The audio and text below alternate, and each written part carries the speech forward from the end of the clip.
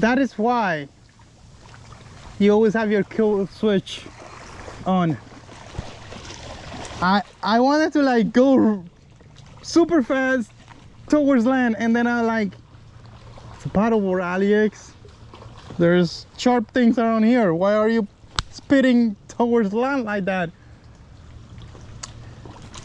Yeah, so I'm here on an island, and I just felt like I had to pull over and do a full walkthrough video of this boat that Sea Eagle sent me the other day, because it's just epic. I mean, when you look at it, you go like, what the heck is that? Who wants that? You want that. I don't know how long this video is gonna be, but I hope you do watch it completely so you learn more about this craft, because I think it's gonna benefit you. And also, I'm dropping an affiliate link down below in the description if you want to buy one for yourself and also support the channel, as well as a bunch of coupon codes for other products that we review here on the channel. Now let's get into it, because this one is special. Look at this bird's eye view of this watercraft. I'm gonna have to go to that camera so you can see the full picture. This thing is just magnificent. Look, there's many packages. You could choose to just have the paddleboard by itself with nothing on it, not the transom, just a board and a paddle, right? Or you could choose to do the transom, or in this case just go all out like this. This is very special, and this is what I'm gonna review, not review, but this is what I'm gonna give you a walkthrough of, because I think if you're gonna buy it for fishing, this is the way that you need to go. All these accessories on this boat makes it work like a boat, but it's a paddleboard. I don't know how to explain it. It's just special. Let's start here on the back. So we got a fancy transom mount, and the way, oh, Aliex, don't fall. The way that you set up the transom mount is super easy. I have a battery, an amazing amped outdoor lithium battery there, 36 volt powering my NT300. So you cannot see how that looks, but I'll probably just cover with B-roll so you can see. But this transom mount is held down by 4 attachment points, and the starboard material is so thick that I think you could definitely put a 5 horsepower gas engine on this. It's not rated for that, but I mean, you do what you do, right? It's solid. Like, I think you could lift it through here. Look at this. Yeah, lifted the boat through the transom mount and no problem. You see here back in the rear, you have that nice cutout, so the motor is closer to you, and then you have those pontoons to make the motor, the outboard, work better. Like, think about that. A paddleboard does not have this. This is special. This is something else. Having that cut right there adds so much efficiency and amazingness to the boat that is crazy incredible. That's why I think it's gonna be able to hold a 5 horsepower. We're gonna be testing that for sure. But you got this fancy pads right here on the back that you could add a Scotty mount to it, or you could add gear tracks from YakGadget and put cameras or boom poles or lights or whatever you want to put on the back, or rig something else up. This is really nice to have those attachment points all over the boat. Is very special, and you got them on those pontoons too, which I'm gonna cover soon. But like, this right here is epic. Look at that. 2 handles in the rear. FishSUP. It is 12 feet 10 inches long, 39 inches wide. I thought it was gonna be wider. Well, it looks wider now because the pontoons, right, or whatever that is called. And it's 6 inches thick.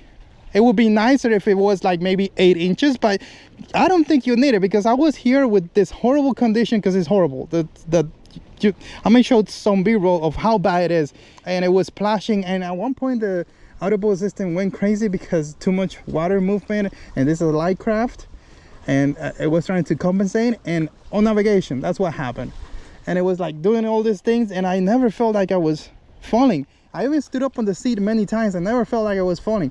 But anyways, 39 inches wide is very, very stable.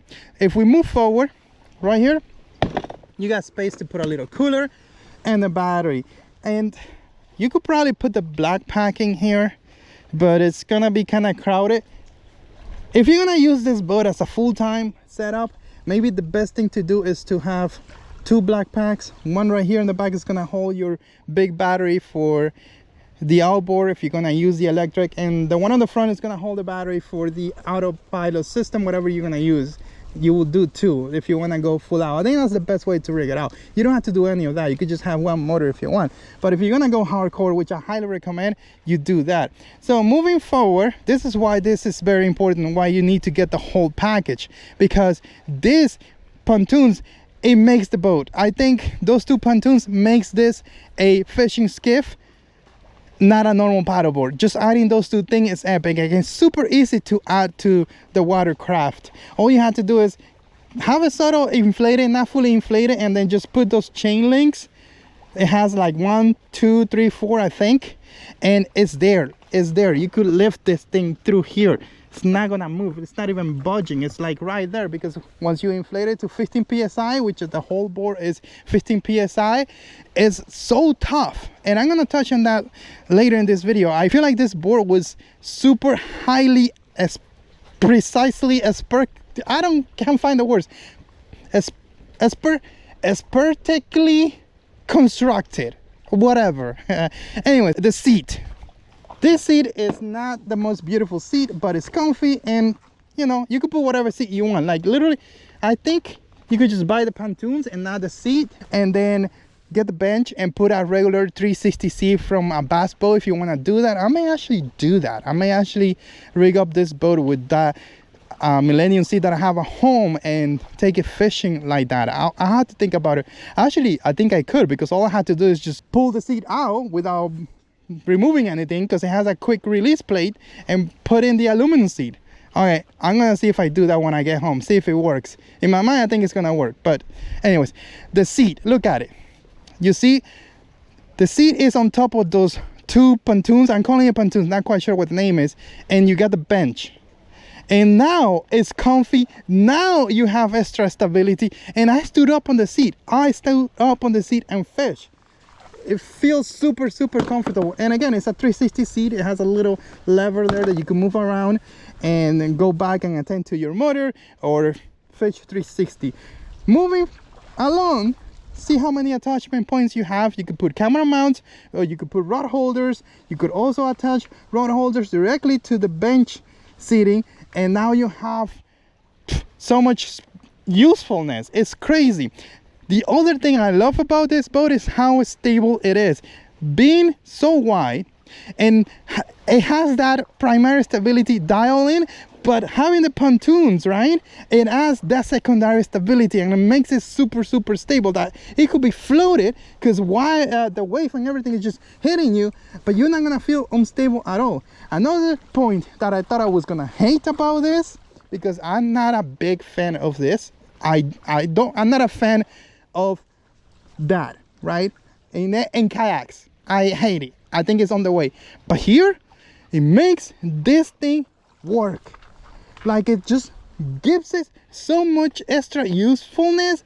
It is impressive, and I think the reason why I like it now in here, I'm not sure about kayaks, I don't think I'm gonna like it on kayaks, is because of how wide it is.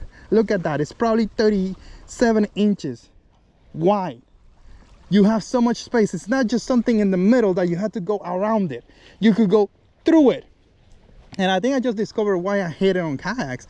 Maybe I'm not able to go through it on kayaks, but here I can. And why is that important for me? Because I have the auto boat system on the bow, which I need to attend to because I need to release the motor. So it's very important that I'm able to just go under this, sit on my backpack, and attend to my motor when I want to release it or retrieve it. So that's very important. And if I have like a standing bar on the way, it's just horrible. But this one works. It's solid there. And the other cool thing is that even with bad weather, you could be standing there and you just lean on the bar and you could do your thing. You're not gonna feel like you're gonna flip over or anything like that. I think that's very impressive. Now I need to cough. So moving forward, look at this. It has a built-in ruler. How many boats have that? Well, a lot. But anyways, this one looks like it's useful because it's right there in the middle. Super nice. I like that. Nice touch. And here on the bow, you got so many D-rings and so many attachment points that it makes your life as a rigging maximalist easy. I think I just made that up. But anyways, look at this. I know this doesn't look professional at all, but I think it looks kind of cool What I would do if I had time to fully rig this up the way I want it, I would put that battery inside the black pack with a little switch. I'll make that black pack a battery box. In a tackle box, I will like divide it, because the Amped Outdoor 68-hour lithium battery is gonna last you forever. It's enough for this. It's 36-pound thrust trolling motor. Like, you don't need 100 hour. That thing is enough. The other day I ran out of gas and it was able to take me back home. I was in the kind of maybe 2 miles out, and I was able to go back to my launch spot. So I don't think you need anything bigger than that if you're gonna have dual motor, but you can if you want to have 100 hour. You could definitely do that. But look at the way that it's set up. You have so many options to rig up. Now, the plate that will go here that will hold the motor, that you could buy from Sea Eagle, it's not expensive. It's just this big. It's from that to that, and it's bolted down, which is an even better connection than the one that I just did here. You will get that plate and it will look clean. It will look more beautiful. The black pack will be on the deck of the boat instead of being what it is on top of that aluminum thing. So you could make it look nice. And I'm probably gonna be rigging this thing differently when I get home, and you're gonna see how it looks on other videos, not on this one. This one you're getting this is what you're getting, the real life after use experience, after I caught fish, after I had it on crazy water, after I went mass speed with that, and after I put the other boat through craziness. This is my first real life impressions of this craft, and this is what you're getting, the way that it looks. Okay, and I think it's epic. I think this right here is just an epic setup. I like it a lot. I mean, I was having, let me go on camera. I was having an awful day today because I couldn't sleep last night, and haven't been able to sleep. I'm taking some pills because I hurt myself. I got a nerve coming from my back here down the leg. I forgot the name of the condition. They gave me a bunch of pills, and it's messing up with my system, which is already messed up because I'm getting older. I'm gonna be 40 this year, and I don't know, I'm just going through life, right?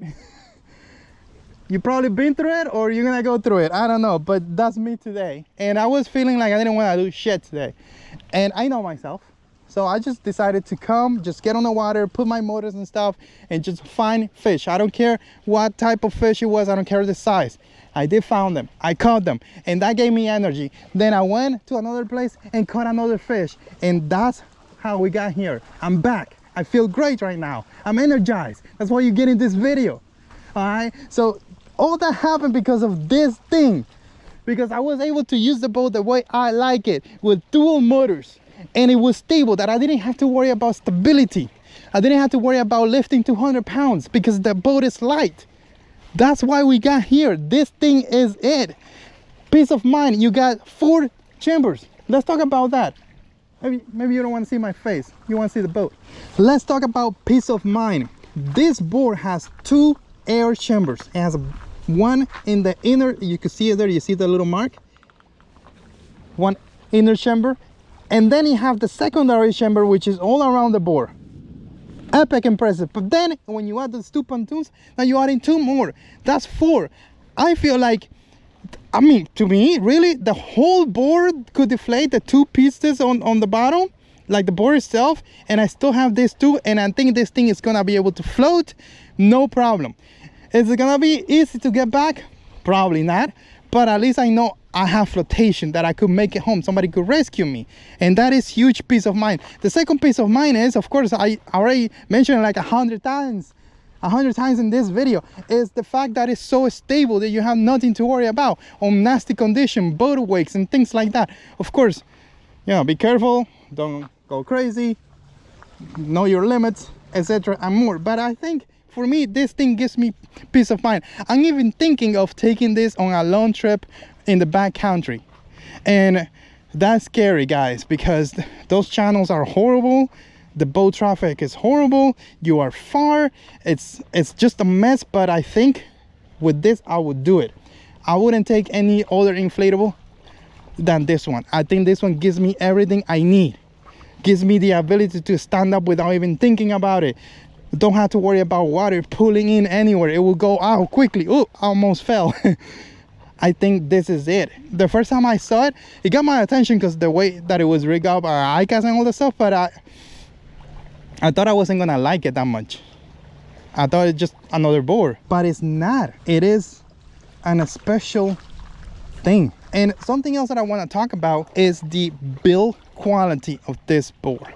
When you see so many kayaks like I see, so many boats, so many inflatables like I see, you tend to pick up on things. Like you just know, you just feel it, you just touch something and you know. And I know this thing was super well constructed. It is like a premium board. It's probably not welded, it's probably just glue, but I think it's done properly. There is a misconception out there that welded is actually better. Well, it depends how well it was welded, right? If it's glued better than it was welded, then what is better? Probably the better operation. Not just because something is welded doesn't mean that it's 100% better. How well is welded? Is it like how many layers you have, right? There's a lot that goes into it. It's not just the type of construction, it's how it was done. And I see care. I see like this D-rings right here, they're fully glued. And even on the edge, I see many D-rings here, attachment points. I added that to protect it because I had that camera boom pole. I see this. I see how nice and neat this looks. There's no glue left over. I don't see glue left over anywhere. This thing is very well built. That gives me a lot of happiness. The padding is nice. Look at this, how well this thing was put together.